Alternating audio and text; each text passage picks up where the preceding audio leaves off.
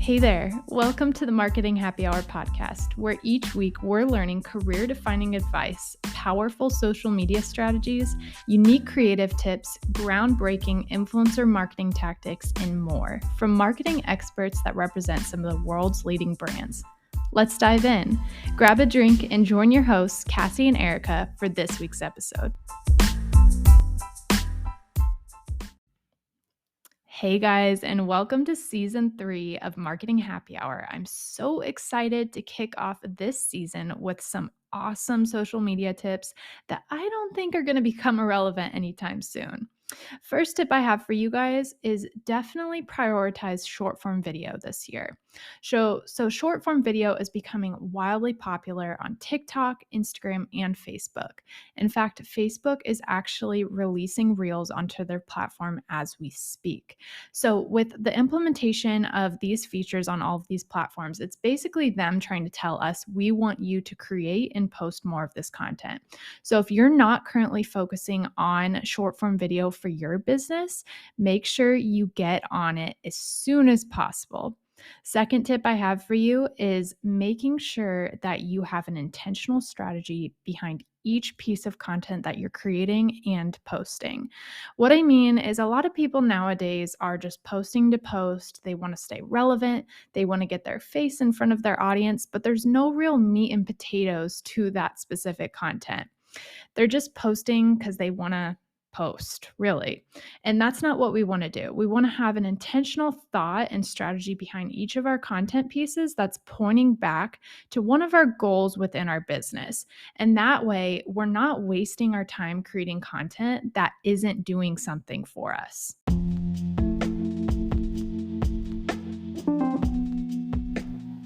Hey Marketing Happy Hour listeners, it's Erica, and I am so excited to be kicking off Season 3 in 2022 with all of you. We have some incredible surprises in store this year, and your girl finally got a microphone. So fingers crossed for no more poor audio quality on my part, really believing that one for myself. This week, we're chatting with Josie Maida, founder of Maida Media, a boutique public relations agency located in Orlando, Florida. Prior to creating her own firm, Josie was a content creator and social media manager for the Walt Disney Company. And if you know anything about Cassie, you know she loves Disney. So she definitely had a blast recording this interview.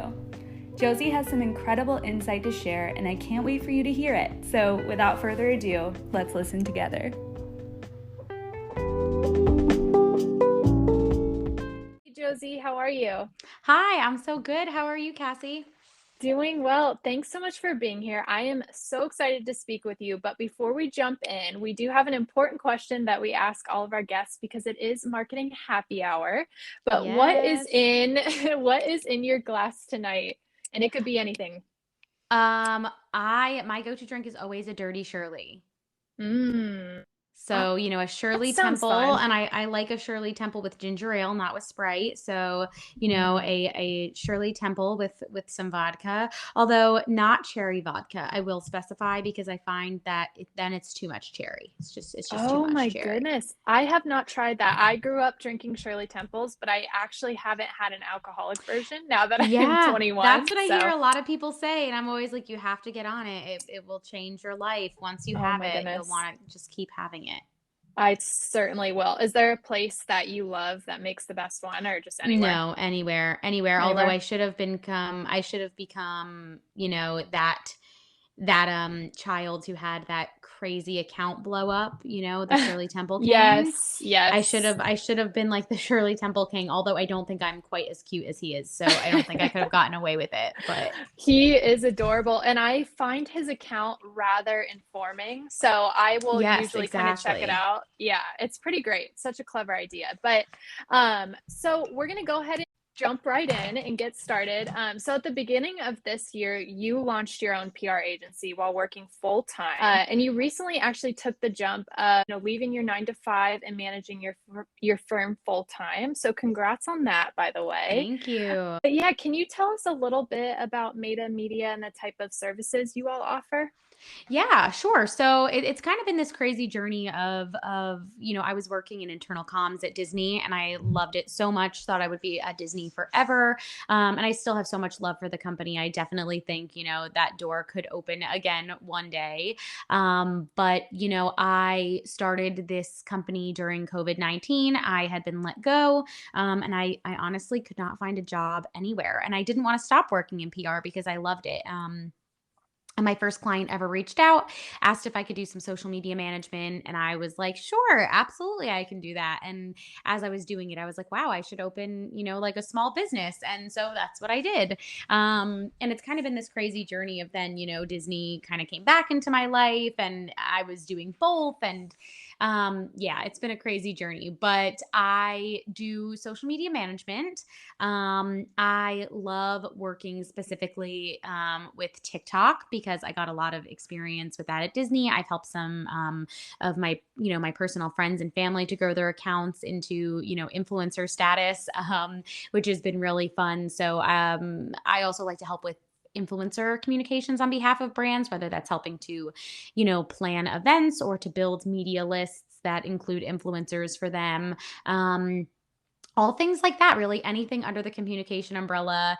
Again, it's been this crazy journey, so I'm just kind of getting started and figuring out, okay, I can do that service, but maybe I don't want to offer it, you know what I mean? Like, Mhm. it's kind of at the beginning of this where I'm so used to being and I always used to say, which makes me laugh, I called myself a Josie of all trades because I have always just kind of done a little bit of everything under the communication umbrella. So what's really great, I think, about owning my own agency is starting this journey of, okay, well, I can do that service, but just because I can do it and can do it well doesn't mean I want to be doing it, and I can kind of hone in on the things that I want to do more. And one of those things has been writing. So I've been doing some freelance writing under the umbrella of my little communications firm, PR firm as well. And so that's been a lot of fun just being able to get into freelance writing as well.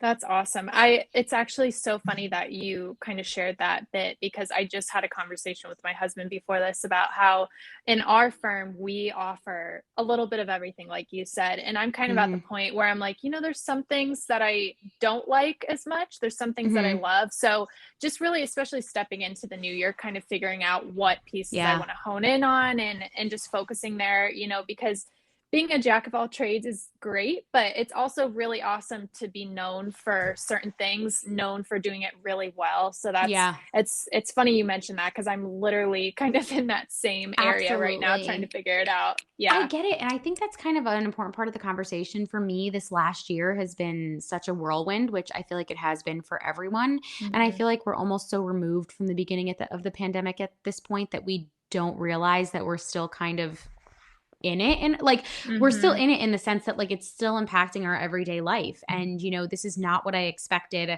my life to be. I thought I'd be working for a big corporation forever, so I think I can be a Mhm. little hard on myself sometimes. So I feel like that's also something for this new year is kind of like exactly honing in on what I want to do, figuring out the things that I don't really want to be doing even if I can do them well.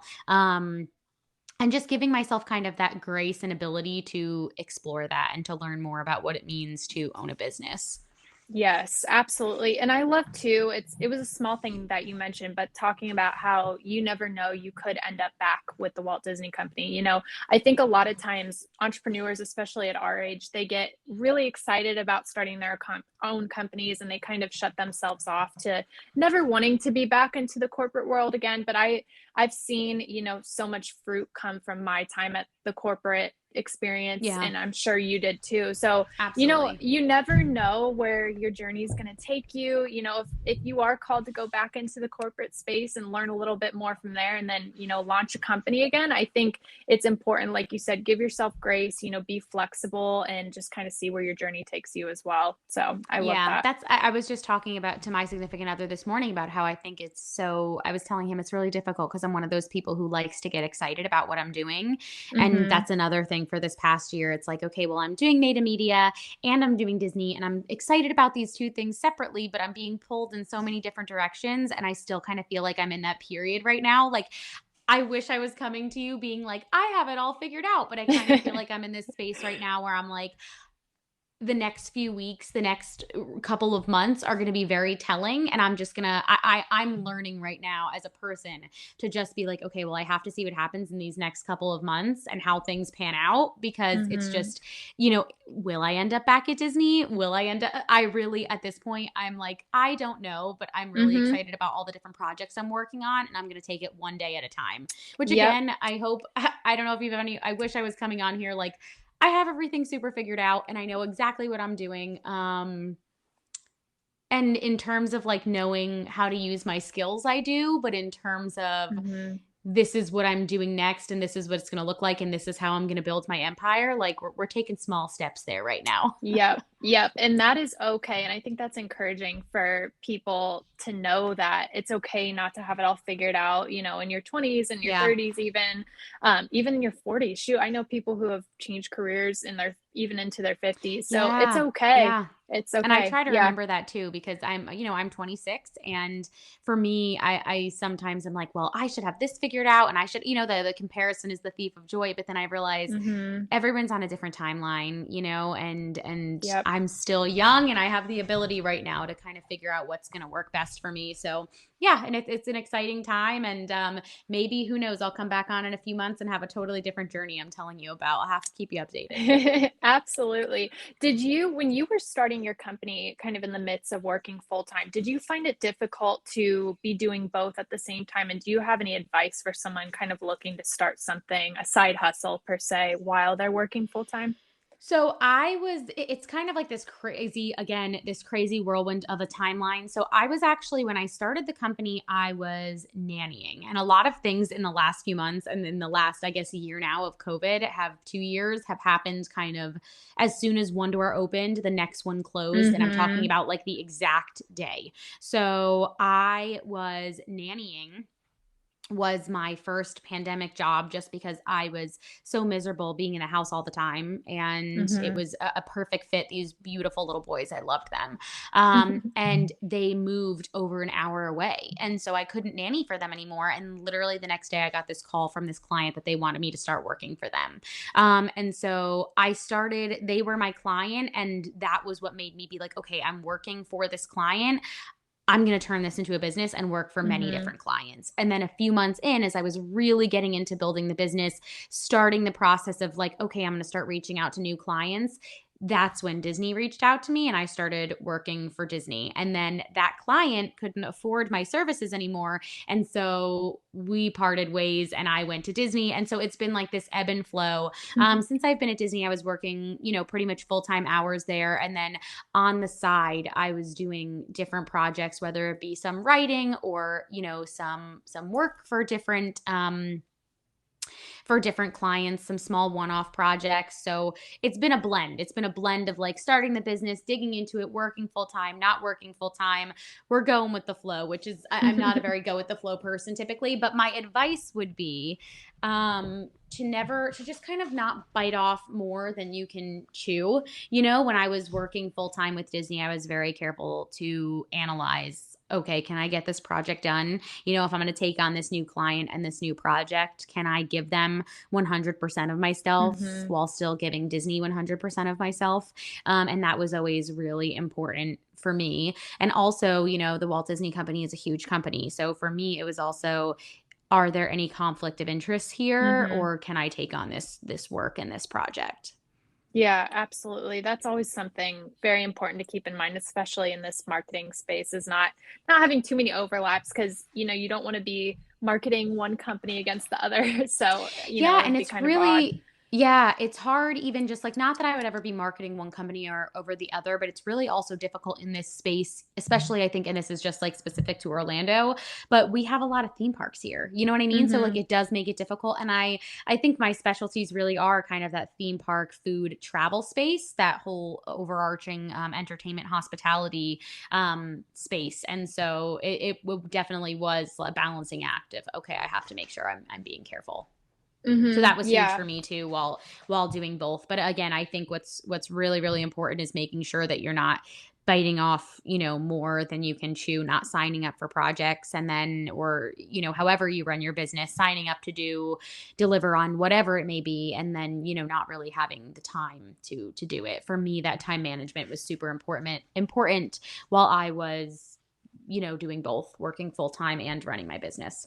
Yes, absolutely. So your prior role, as you have been mentioning a little bit about, Mhm. with the Walt Disney Company, you were in content creation and social media management. So the Yes. end of your tenure with the company, what types of specific strategies were you guys focusing on? And you mentioned a little bit about TikTok, but did you all see there were certain platforms that were outperforming one another, or, what did that look like for you guys in terms of focuses? I don't want to share too much on behalf of the company, but I would say just in general in the social landscape, I think we can all see, and I'm going to say this is personal opinion, that there's a huge competition right now between Instagram and TikTok. I think anyone Mhm. can really see that.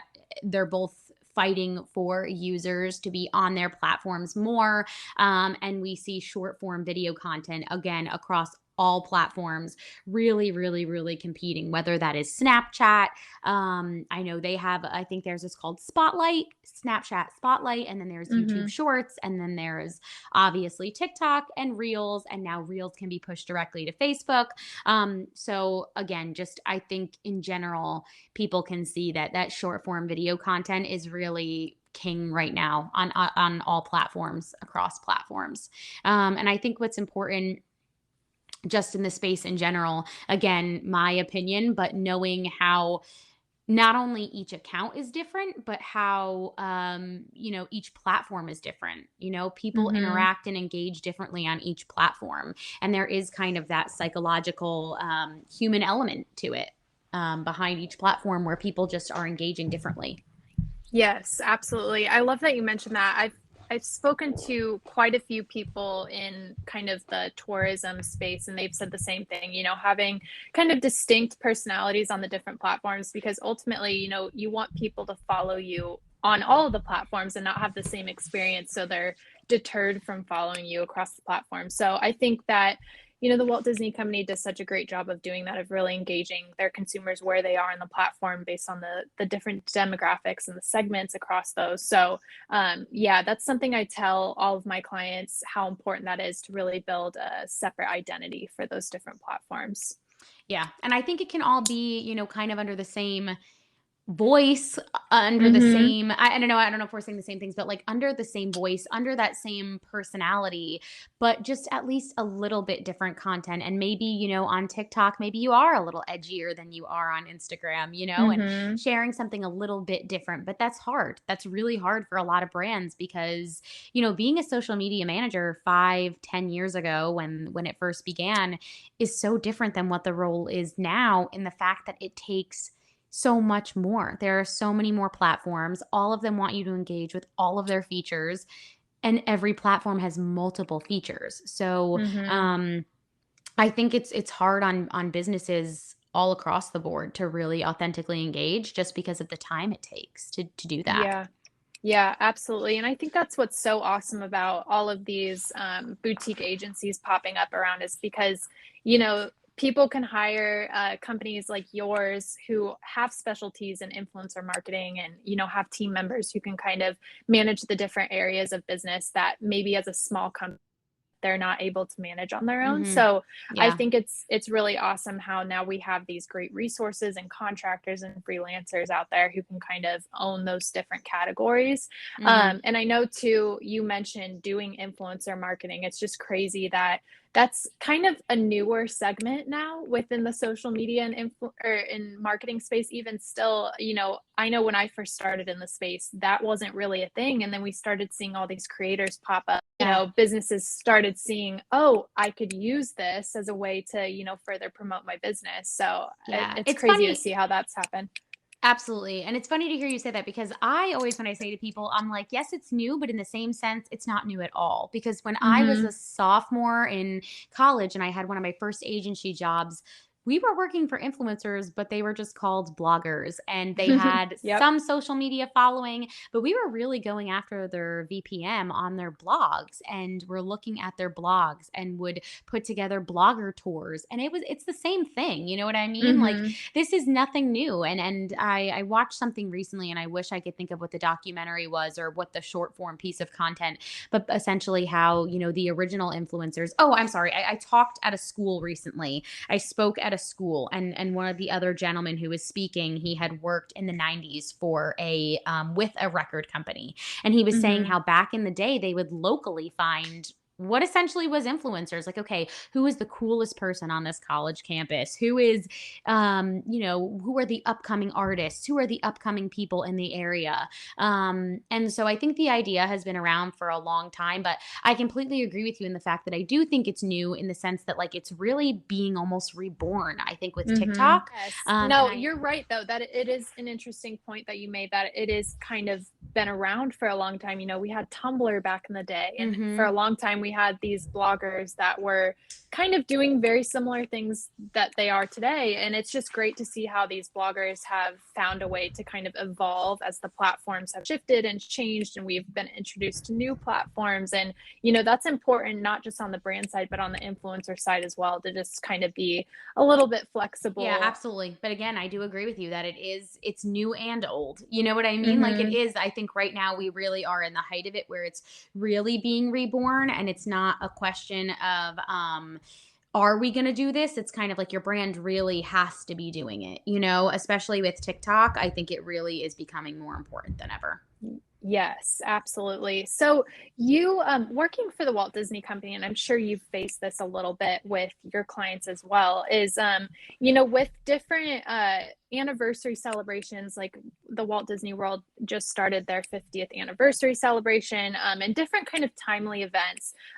For you, both in your time now with your agency, but also with your time at the Walt Disney Company, what type of social content and kind of campaign planning went into planning for big timely events like an anniversary or like Oof. things like that? Well, the 50th was incredible. I am so incredibly grateful I got to be a part of it. I was doing social media content creation for two very different accounts. And so, from the TikTok side, it was about kind of just exactly what you would think. Like, okay, what are all the cool things that are going to be going on? I mean, the Walt Disney World 50th anniversary is really such an incredible example because that's bigger. That's bigger than most anniversaries that any companies are going to be celebrating, just in the fact that there are so many offerings. And again, none of this, I'm being very careful. I have so much respect for the Walt Disney Company. I don't ever want to share anything I'm not supposed to. But Mhm. these are all things that are open to the public, that there were so many special offerings. And to be a part of that was really special. But just for anything we shot for TikTok, it was about thinking, okay, well, if this is going to be available to the public on X date, what date do we have to film it by to get it filmed and edited and approved, and so it's out on time. Mhm. And so I would say with any timely event, it's just that magnified, because instead of, okay, well, we have this cool thing going on and we'd like to put the content out and we want to make sure it's approved on time. When it's a timely event, it's like, no, you have to make sure you get it out on time or it's gone, the moment is gone. Mhm. And so I think it's just about that good time management, and having open communication. I mean, I had a client where we were working with them and they had briefly mentioned that they were launching a new product, but that was it. I never got a date. I got like, Mm. oh, this quarter. You know what I mean? Like, there was no date associated, and time went by, and then it was like the week before, and they had kind of left me out of the entire process, and I was managing their whole social media, everything, every part of their social media presence. And so that was really difficult because at the end I had to kind of scramble to get something out there for this new product launch. And it really was kind of a miss because if they had kept me in the loop, I could have done so much more for them. So I think it's really about making sure that there's good communication and good planning so you can get as much out of your, timely and exciting announcements as possible. Because for some companies and clients, those don't come around all the time, like Walt Disney Mhm. World. Of course, again, the 50th was a huge, like, cannot miss. But at Walt Disney World, there's always something cool going on, where if you're working for a smaller client or, not that their brand is less important in any way, but you really have to make those timely moments count. Yes, absolutely. And speaking of that too, just for a general recommendation that you would have, how should a brand kind of plan ahead, content wise specifically? How should they plan ahead, but also kind of be able to work on their toes in terms of things that may pop up that aren't Yeah. expected, like timely events or, It's things so like that? hard. Yeah, it's so hard because you want to be able to plan in advance. And everywhere I go, I'm like, this place is going to be better and things are going to be planned so far in advance. And there's going to be this perfect content calendar planned. No, no, no, no, Mhm. no, no. Nowhere I have ever worked has that been the case. Especially now with TikTok. Like, again, you can't plan for what's going to be trending tomorrow, let alone Mhm. a week from now. So, and I think that makes it more difficult, because TikTok video editing does take even a little bit more time. But I think on the whole, think of holidays. And have those concepts for holidays maybe to your photographer or content creator as early as possible because those Mhm. dates, are not going to move. If your brand is an e-commerce brand and you have sales, again, try to plan those out as much as you can, even if it's just the big ones. Okay, we know we do one for Black Friday, and okay, we know our brand likes to do one for Valentine's Day. Whatever it is, maybe try to plan those in advance. Um, Even like funny, silly holidays. If you're a chocolate chip cookie brand, you're going to want to know when National Chocolate Chip Cookie Day is. So, again, kind of doing that little bit of research, I think, is helpful. That's where I typically try to start for a content calendar for the month or for a quarter is okay, Mhm. what are those timely dates that we know are not moving because they're national or, global holidays? Um, and then, build out from there. Yes, absolutely. That's so great. So I'm going to shift a little bit into more of Of like a career course. discussion here. So a lot of people that I've met along the way who've worked for, large companies like Hmm. Disney, people who are in kind of the marketing space now within those companies, they had to start more on an entry level side of things and work their way up. So I know you, prior to working in social for the Walt Disney Company, you were working specifically for the Walt Disney World for a few years. So, Yep. do you have any tips or recommendations for someone who is in an entry level position looking to kind of work their Oh, way up I into the do. corporate side? I do. So I always knew I wanted to work for the Walt Disney Company. I had a lot of opportunities at Walt Disney World, which is why I stayed in this area. I've always worked for, Walt Disney World. Hmm. And so I started on my college program. I came after I graduated from college, and I started on my college program. And I remember my first day, I met my proprietor. So at Disney, you'll have like, the base level, and then you'll have like a coordinator and a leader, and then your proprietor. Hmm. And so they're a little higher up. And I met her on my first day of my college program, and I said, I'm going to stay here and I'm going to work in PR. So if you have any contacts that I can meet, please let me know because that is my goal. I'm going to stay here and I'm going to do that. And so I think it's all about doing that. Like making time for meet and greets was so important. At Disney, we have an internal system where you can look up literally anybody in the company's email. Um, Hmm. and, I'm sure a lot of companies have tools like that, or you can ask people, just try your very best to go on meet and greets. Like I would go on meet and greets all the time within the company because I knew that's what I wanted to be doing. So whether, okay, maybe you don't want to grow at the company you're at, but you want to grow in the field, maybe be looking on LinkedIn, or if you are working in a big company, look within your own company, because you never know who you're going to meet. I remember I had a meet and greet with this wonderful connection. His name is Aaron. He works at Epcot, and he worked in entertainment. And I met him while I was in one of my frontline roles, opening ropes for people in the theater. I just started chatting with him because he was standing close by to me, and he offered to have a meet and greet with me. And it wasn't it, he didn't work in public relations. He didn't work in social media. He worked on the entertainment side of things. And I very specifically remember someone saying to me, "Well, why are you going to go on a meet and greet with him? Like he doesn't even work in the field you want to go into." And I said, well, he's a very important player at Epcot. He knows a lot about the entertainment line of business, and I want to learn as much as I can. And he's an incredibly kind man who's been so sweet to me. And I'm going to take that opportunity to, if he's going to offer me an hour of his time or a half hour, I'm going to take it. Um, and he actually ended up introducing me to who would be my first boss in a communications role, in a corporate role at Disney. So if it wasn't for him, I would have never made that connection, and who knows where I would be today. And he is still a wonderful colleague, and I he's an incredible man. So I'm very lucky, and I'm grateful that I had that attitude of just meet with whoever you can, learn whatever you can about the business, even if it seems trivial, because you never know when it's going to be helpful. Mhm. And also do what you can in the role you're in. That was some feedback I got from one of my first mentors when I was at the University of Rhode Island. I was very active in the Public Relations Student Society of America, and our one of our chapter, advisors, his name is Steve, and he works for FM Global, and he's, again, wonderful. And he said, he talked about when he was young, how he just offered at a place where he was already working to essentially do some communication work for them. And so that was one of my first internships. Was I worked at a summer camp, the first few years, first few summers when I came home in college, and I offered to do their social media. Again, at the time, it's so crazy because it wasn't that long ago, but that literally meant Facebook. Like, brands weren't on Instagram yet.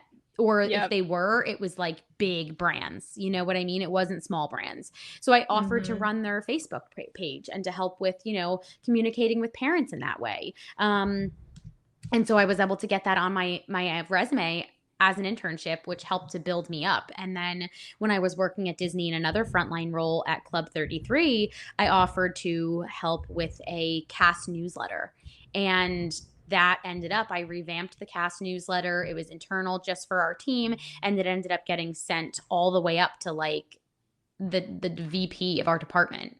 So that was another great thing, that I was able to have that experience on my resume, that, okay, well, I'm in this frontline role, but I made a space to do what I'm passionate about and to add value. Mhm. And again, Yeah. I think you should get paid fairly for your work. There's like a whole conversation there. But I was, paid for that opportunity. I do think there's, different levels where, and I feel like this conversation comes up so much now as we're talking about influencers, but you need to figure out what that level is of like, okay, this is worth me putting in the time and effort, even if I'm not getting paid, or, if this is not worth the time and effort. You know what I mean? You kind of have to have that conversation with yourself.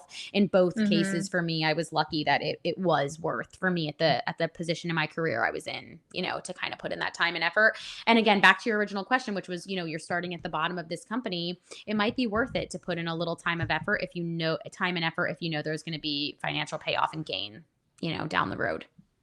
Yes, absolutely. And to your first point about just meeting as many people as you need to, especially being in the marketing space, having as much knowledge about the inner workings as of the company as a whole is so helpful because you have Yeah. your ears to the ground, you're kind of understanding what they're going through, what they're experiencing with clients and customers, and you can kind of take that information and retranslate it into your marketing efforts. So, you Absolutely. know, yeah, so twofold, kind of like you were saying, within a career standpoint, but also, if your goal is to be within marketing, just educating yourself Yeah. and meeting everyone in range of positions is so important. So I love that Yeah. you mentioned that. And for Yeah. me, I've worked in the more public relations side of this whole communications umbrella that, I would put both PR and marketing under. I've worked on more of the public relations side. So more of that organic relationship building. So again, like you said, yes, knowing as much as possible about the companies and clients I work with is really important, because if I'm doing, organic community management and someone messages me with a question, I need to be able to answer them in a timely fashion in a voice that fits your company and your brand. Mhm. Or I need to be able to, engage in a way that makes sense for your brand. A lot of brands like the Walt Disney Company have a lot of nuances that you can't just learn Mhm. overnight. Yes, yes, absolutely. So educate yourself as much as you can, meet everyone within the company, setting up those meet and Yes. greets. I think Mhm. relationships in general are so valuable, even if down the road it doesn't lead to some sort of opportunity, Oh, career absolutely. wise that you're looking for. You never know, like you said, who they can introduce you to or what kind of other opportunity those can open up. So Absolutely. relationships are so important. Yeah, and that man, Aaron, that I talked about, again, he is so wonderful. He and I worked in the same office. So he introduced me who would become my first boss in a communication role.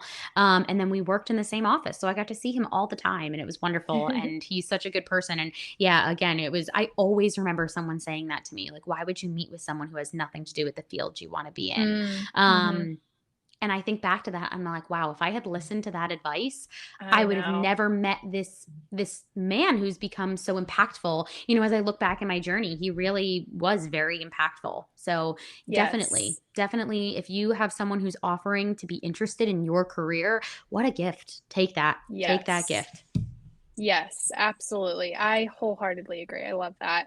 So, you talked about this a little bit, but what was it like making the decision of leaving your 9 to 5 and kind of going Oh, headfirst into building your own company? Was that kind of a scary heartbreaking. decision, or yeah? It's scary, yeah. So in my last role with the Walt Disney Company, I loved it. I signed on for a 4-month contract. I was offered some additional time, and we just couldn't come to an agreement on what that contract would be in full Hmm. transparency. And I think that's because I had kind of this was an incredible role, but I had outgrown it a little bit. I was ready for more responsibility, and of course, more responsibility translates to more of a financial gain, and that's not where this Hmm. role was. You know what I mean? Like there was just this juxtaposition, and I kind of needed to make the decision, again, with no hard feelings. I'm literally sitting in my Epcot themed office right now. Like I love Disney. It's where me and my partner met.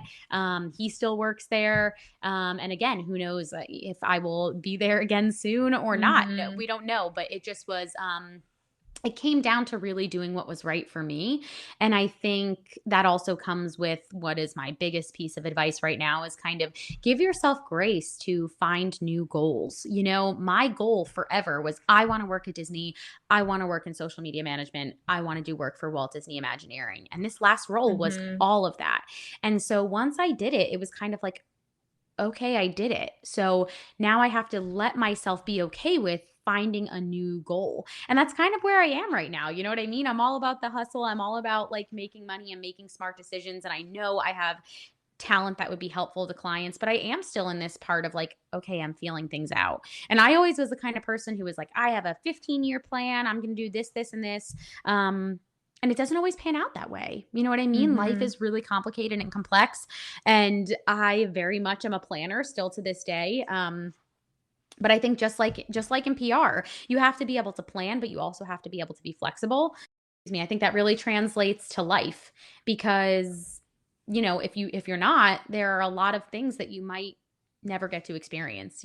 Club 33 was not a part of my 5-year plan, my 2-year plan, but I am so thankful because that was the craziest experience. And for listeners who don't know, Club 33 is a private members only club within the Walt Disney Company. And for a Disney fan, it's very prestigious. And I had Hmm. dreamed about going to Club 33 since I was like 10 years old. So the fact that I was on the opening team of the one in Walt Disney World, that is insane. You know what I mean? Like that never was on my radar because it didn't exist. Hmm. You never know what's going to come up next. TikTok wasn't on my radar because it didn't exist, and now it does. So, um, Yes. give yourself that grace. And again, like I did what I set out to accomplish to do with Disney. Of course, I would love to do more down the line if that's where life leads me. But right now I'm so excited about working with people in this tourism, travel, food industry, working with, local brands that I'm passionate about and really diving in and finding, that's the great thing about running my own business is okay, if I don't want to offer a skill, even if I am good at it, I don't have to offer it. Or I don't have to Hmm. offer it unless I'm charging a premium. So Yep. that's really nice too. Yeah, absolutely. And, a lot of people, when I first left my full-time job, people ask me, is this what you want to do for the rest of your life? Are you sure about this? And I just kept telling them, it doesn't have to be permanent. Worst case Yeah. scenario, if I decide down the road, this isn't what I should be doing anymore, or I have new goals, like you said, I aspirations for myself, that's okay. And, Mhm. there's other opportunities out there in a corporate setting that I can pursue. A lot of people you'll talk to nowadays, too, executives with companies, they'll say that having self-employment history is really great because there's a lot of things that you have to do as a business owner that are harder. There's a lot more responsibility, so if you're able to kind of do that side of things and manage a company, that looks really great to corporate, executives and managers. So, there's a lot that can be taken into a corporate setting into self-employment and vice versa. And so, Yeah. people can't downplay the fact that it's okay to kind of switch in between, and, you don't have to feel like you have to be kind of stuck in one space or the other long term. Absolutely. Yeah. I'm hoping I can, again, I feel like my life is like, I wish I could be like, this is the exact plan right now, because that's such the person I am. That is so me. Mhm. But, I really am in this position. Like I'm talking to different people. I'm talking to different companies about potentials for jobs. So like, I don't know what's going to happen next, but I love owning my own business, whether it's freelancing on the side or it's a full-fledged agency. I don't know which one Mhm. of those two things is going to happen next, but I love that I always have it there because it's mine. Yes. Nobody can take that from me. You know what I mean? Like even if it's just me and I'm working with clients on the side while working a 9 to 5, or again, I go the route where I'm building it up. Either way, it's my business, it's my services, it's my time, that I can use that extra time to make money and to continue learning and growing in my field. So for me, no matter which way it goes at this point, it's a total win-win. And yes, I've definitely been able to talk about it and share, as a business owner, I was doing things that I might not have done working in a big corporation because it's just me, it's just me. So I have Mhm. to do it. Yes, absolutely. So you talked about not knowing too far in the future, what kind of your plan is and stuff, but currently for Maida Media, do you have any specific goals that you all are trying to work towards right now? Yeah, so I do. I'm actually working on my first influencer event. It's going to be here in Orlando. It's with a brand that I'm pretty excited for, and I'm excited to be working on that. I'm trying to get into influencer communication again because I know it so well. I have my own platforms that I've been able to start to slowly monetize. My significant other and his best friend, again, I helped them to grow their TikToks kind of as their social media manager to some pretty high followings. One of them hit 260,000 followers this week. Ooh. And so I have a lot of friends who are influencers in the area. So I'm starting to get into how that will work if I interact and engage with brands on their behalf, and help them to find partnerships and find partnerships where they're being paid fairly and it's partnerships that they are passionate about. Because I think a lot of people who end up in this, micro influencer space, they might not know how to do that. They might not have the confidence to do that. They might not have the time to do that because content creation, especially for multiple platforms, is very time consuming. Mhm. So I want to get into that. I dream about really if I'm talking just about a future on my own, and again, who knows what this future will be, but I would love to work more with local Orlando businesses because I love this area. I'm very very passionate about the homelessness crisis here in the Orlando area and about the Mhm. lack of low income housing, and so I would love to really build up my brand as Made Media or just as a person and be able Mhm. to find a way to help organizations or help people who are facing those challenges, because it's one that's very close to my heart. So that's kind Yeah. of what I think about for the future is again working with influencers and working on local events and just really digging into the local Orlando community, with all the fun incredible brands that we have here and finding my place within that community. And again, we'll see what happens, but definitely working on some influencer events on behalf of brands and working with some incredible influencers that I know in the area. Just testing it out, seeing what works, seeing what doesn't in a very safe way. And I'm super lucky that I have that opportunity. Yeah, well, I am excited to follow your brand and see kind of what comes to fruition. That's so exciting, and I love that events are slowly coming back because I'm sure that's rewarding for you to be able to Yeah. start putting those together again. So, I've never done it. So I had an idea and there's a big local brand and I was there buying something and I just pitched it and they were oh my super excited about it.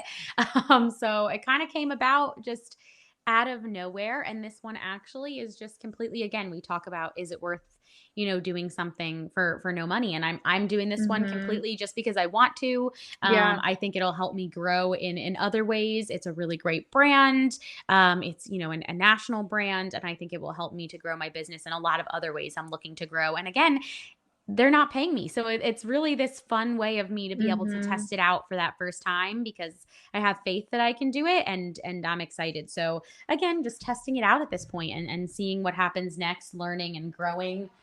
I'm sorry, my roommate just came home, so I'm trying to Oh, close the you're door. good. And learning and growing and finding a way to just I'm very lucky that I have that opportunity because I know a lot of people don't have that flexibility financially that I might have right now. And again, we're going to try it out for this first client and see how it goes. And I hope it's a service I'll be able to offer to clients, for, as a paid service soon. Yeah, no, that's amazing. Congrats on that. And I think that's another kind of learning point that everyone could probably take away is, the old school method of just walking into someone's business and meeting them face to face and introducing yourself, that's not old and dead.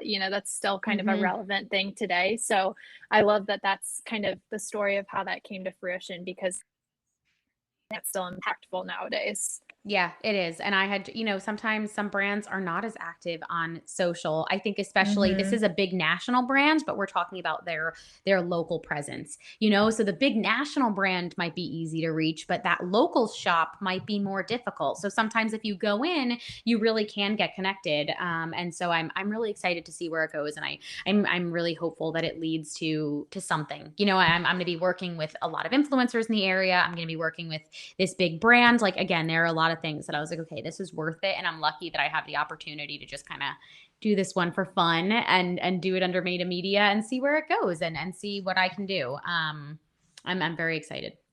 That's so awesome. And we've mentioned TikTok a lot in this episode, and I'm sure you have some great tips and kind of recommendations for people out there looking to grow their platforms and their pages. So that's definitely something we'll have to have you on to discuss more at a later time I would because I'm love that. always Yeah, yes, TikTok is I'm my always favorite.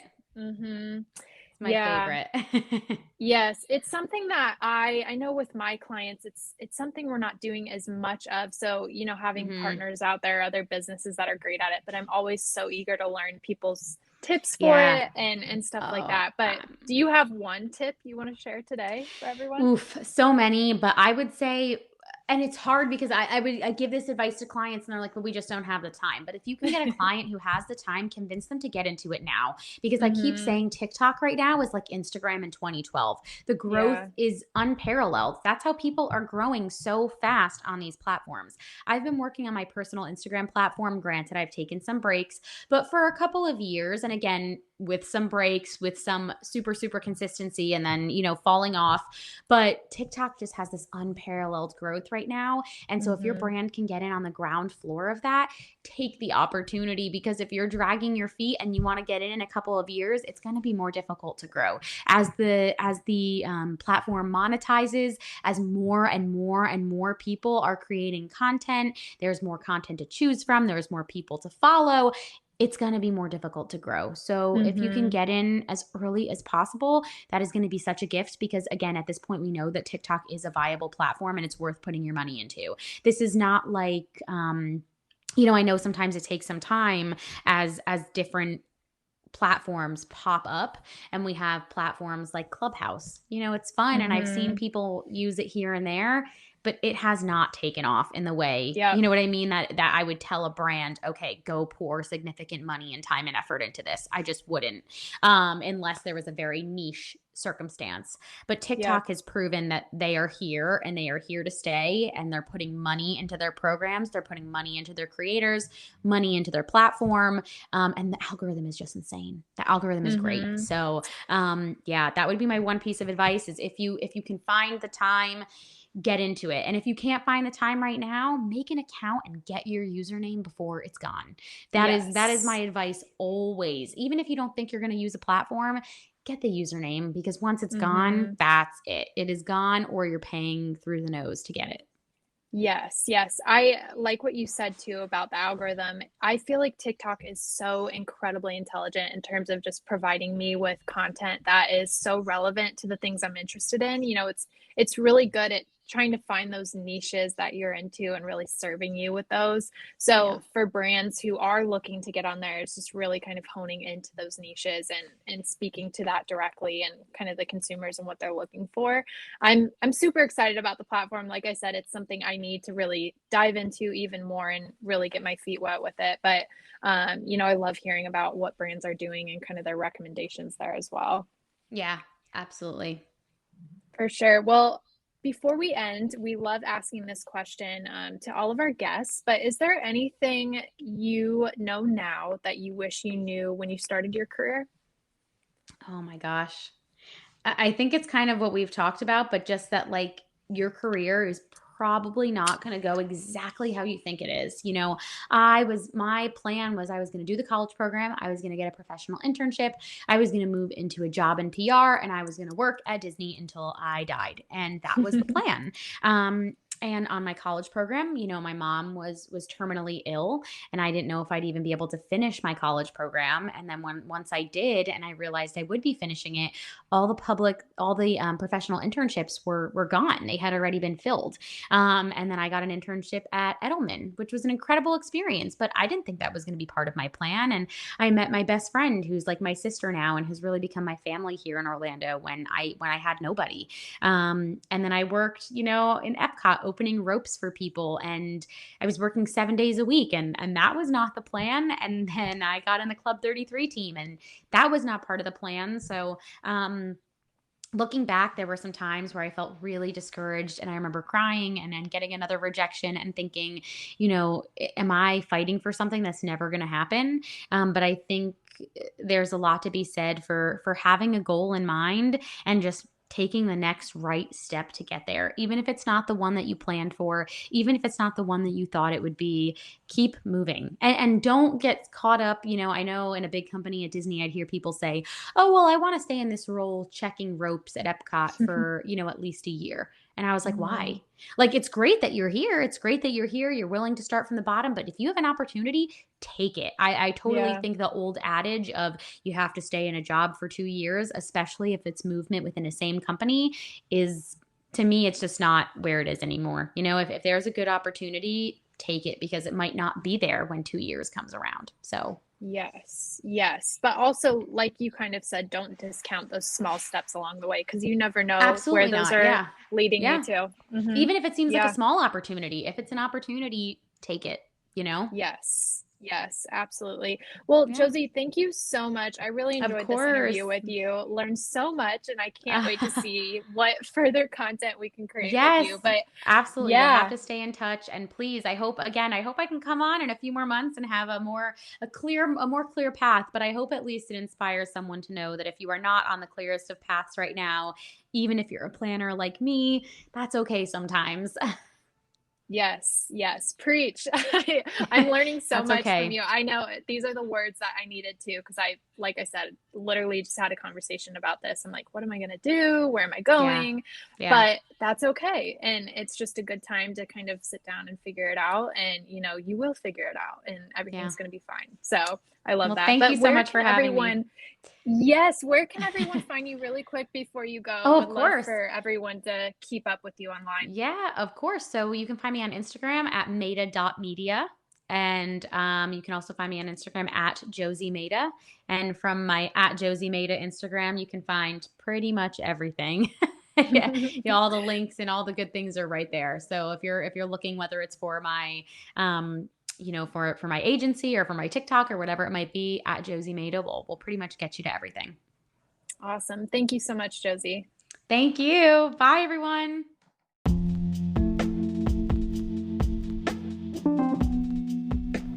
That's it for this week's episode. Thank you so much for tuning in. If you're new to the Marketing Happy Hour podcast, be sure to check out the archive of season 1 and 2 guests representing some of our favorite brands like Angelica Song of Google and YouTube, Jenny Park of LinkedIn, Kaylee Plotkin of Digiday and Glossy, and more. If you enjoyed this episode, please remember to rate and leave a review. And as always, follow us on Instagram at Marketing Happy Hour. That's at Marketing Happy HR.